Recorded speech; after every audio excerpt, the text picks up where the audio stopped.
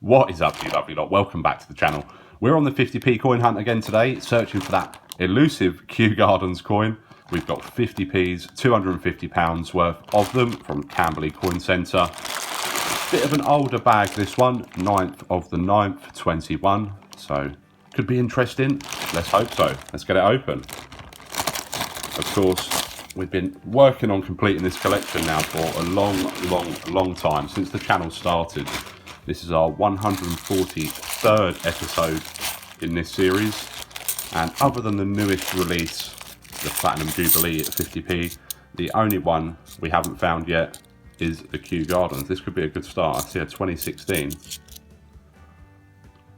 Jemima Puddle Duck would be great. We've not seen her for a long time. It's Team GB. Of course, could have been a 2016 Beatrix Potter or the Team GB. It's not a bad find. It's not really above face value. It's getting there though, getting a bit tough to find, and that one's in pretty nice condition, so we might end up keeping that. But for now, we'll pop it at the top there. But yeah, we've been stuck on this Kew Gardens 50p coin for a long time. Understandably so. It's super rare. It's quite valuable as well, £150 or so if you wanted to buy one. There's a find. Johnson's Dictionary. Third most common commemorative 50p, so we see quite a lot of these, minted in 2005.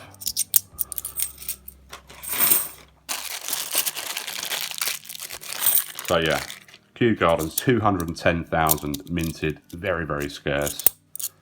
So any coins that are worth more than the 50p face value, we will be adding the additional value of the coins into the Kew Gardens fund, which currently stands at £31.75 going into this video. There's a Brexit from 2020, peace, prosperity and friendship with all nations, 10,001,000 of those minted, so very common. Unfortunately, both the 2020 releases, very common, really, diversity as well. 10.3 million minted. We will of course go through and check through all of the definitive designs for any NIFC years or potentially any errors that I might have missed while we're flicking through quickly.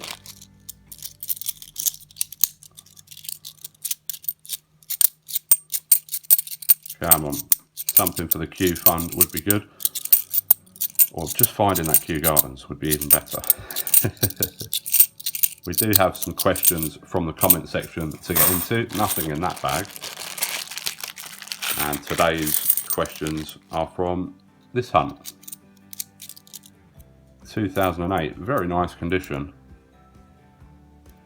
It's just a shield though. If it was a Britannia, we may have kept it. The lowest year mintage of the Britannia is 2008. We don't tend to keep them. I've just got so many. There we go. There's another dictionary.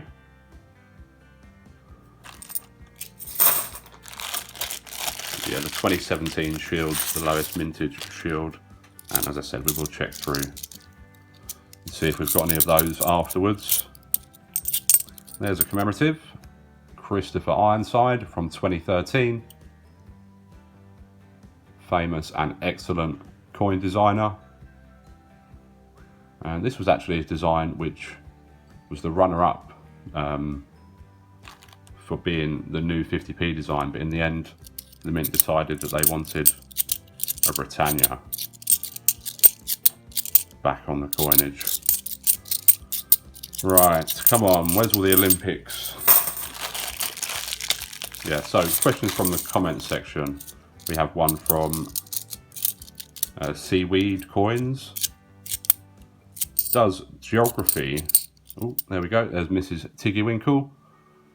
I do keep these, but we don't consider them above face value. So unfortunately, nothing going into the Kew fund.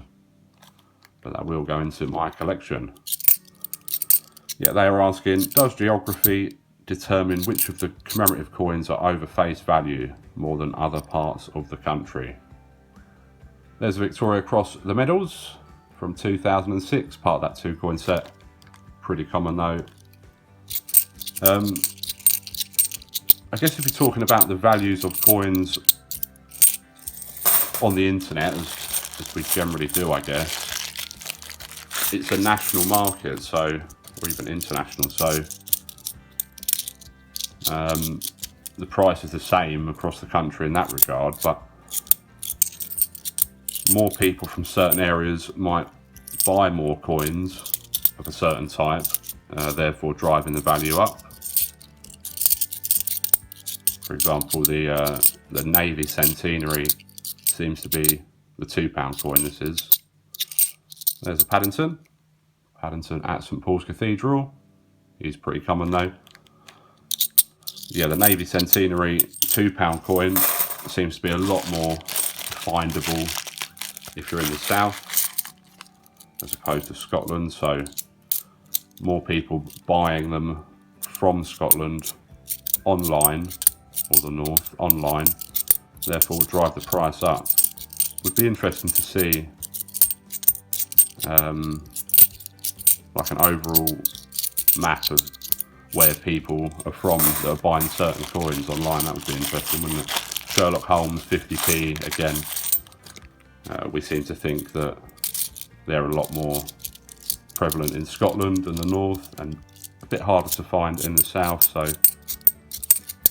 more people buying coins from the south to fill their collection if they don't circulate in that area. Of course, they do spread out over time. There's a girl guiding 50p from 2010. They do spread out over time. It does take time. And the rarer coins have got less chance of spreading out as more people take them out of circulation. I guess Northern Ireland is another one to mention. It seems they find a lot of suffragettes over there. But then a lot of other things are quite tricky to find. There's another Brexit. So yeah, I guess geography does affect the value of coins in a way.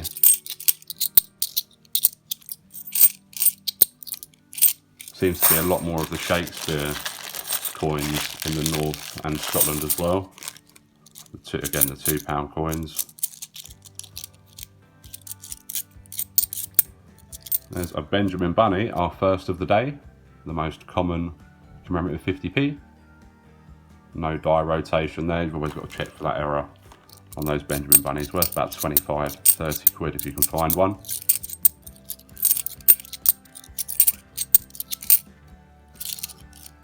It's interesting.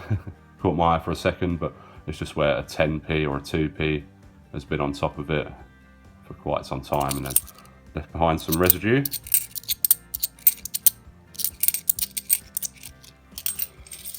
Nothing else there. Okay, so more questions. We've got one from May Lloyd, and May is asking, if you have £150 in the Q kitty and the only options are to bag a beaten up placeholder Q for 120 quid or push on to get a posh one for 180, which option would you take? We want a nice Q. We'll make sure we can get a nice one. We wouldn't go for a beaten up one, I don't think. There's Mr. Jeremy Fisher from 2017. So yeah, we definitely push on, make sure we can get ourselves a decent condition one. There's another 2020, another Brexit. 3 Brexits, no diversities yet. Nothing in the Q fund yet. Talking of the Q fund, I did want to give a shout out to an Australian coin tuber, or coin noodler, as they're called over there. And his name is Phil Finds and Collects. Go and check out Phil's channel for some Australian coin hunts. And Phil was in a bit of a similar predicament to me with the Kew Gardens, where he's been hunting for this red poppy $2 for a long time. So he sent me a message saying, do you mind if I pinch your idea of the Kew Gardens fund and tweak it a bit? And of course I said, no problem at all, go for it. There's no new ideas these days, everything's been stolen from somewhere else. There's a Victoria Cross, the medals. Stolen's the wrong word, but you know what I mean. So yeah, I said, of course, go for it. And he's now started his Red Poppy fund. So yeah, definitely go and give Phil some support over there. It's a nice condition. Britannia, 1998 as well.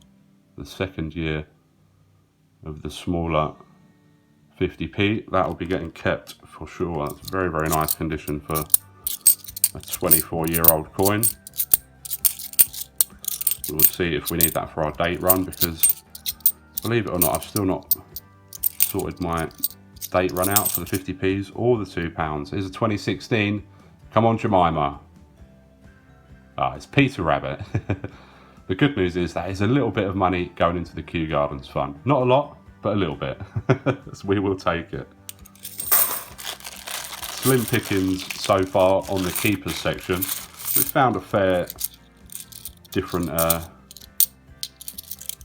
few different designs, but nothing worth shouting about.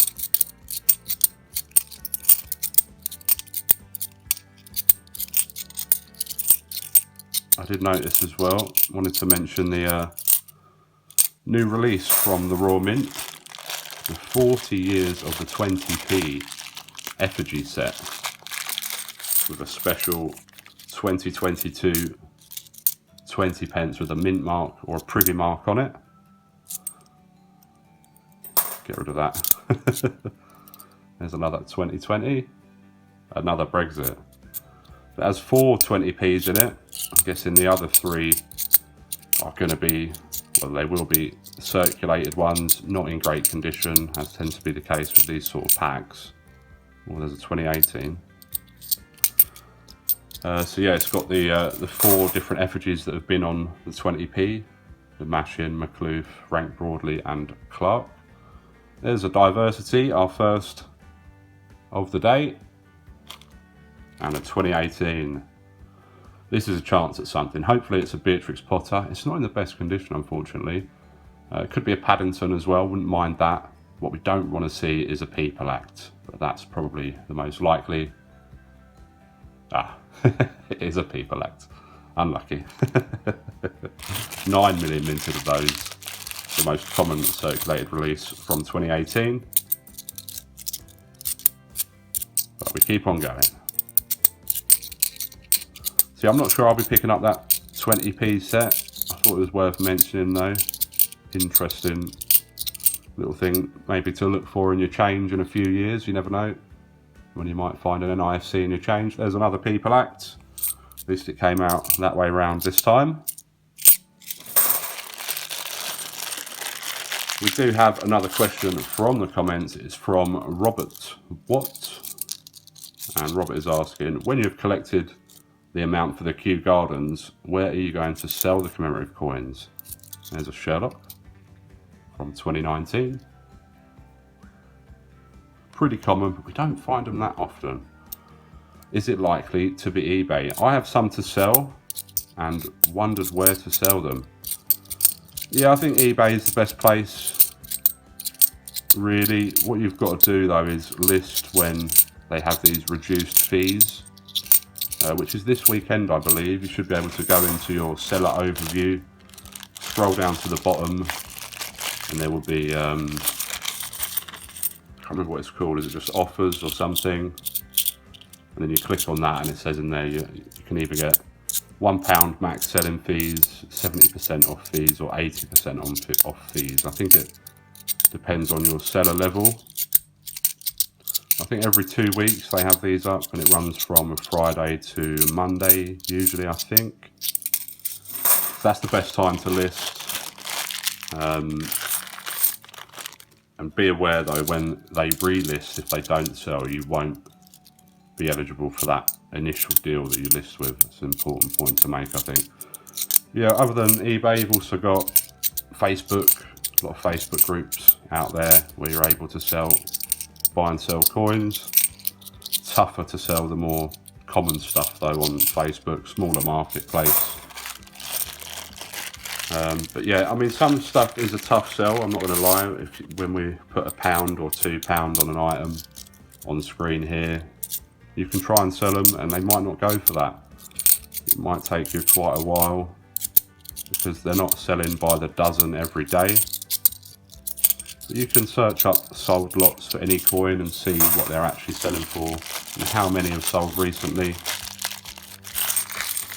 Whether we will actually sell the coins in the Q fund, I'm not sure. There's a Roger Bannister from 2004, pretty common, a bit beaten up as well. Oh, here's something else as well. Another Benjamin Bunny. I think when we do get to that point, we'll have more than enough for a Q if we were to sell them, because of course we are taking the face value off of the coins when we add it to the fund. So for every coin we would have another 50p's worth of value in reality in the Q fund, which is here. It's in a little bag at the minute, but that's the Q fund. That's everything that's gone into it so far. Right, last bag. Any last bag luck? We need it because this has been fairly dismal, I'm not going to lie. But thanks for your support. If you're still here watching, do smash that thumbs up button as we have another nothing bag. Subscribe if you're not subscribed. Come back and see us again, and hopefully we'll have some better luck. Find of the hunt, probably this very, very shiny 1998 Britannia. Thanks for watching. Take care. See you soon. Some more coiny goodness.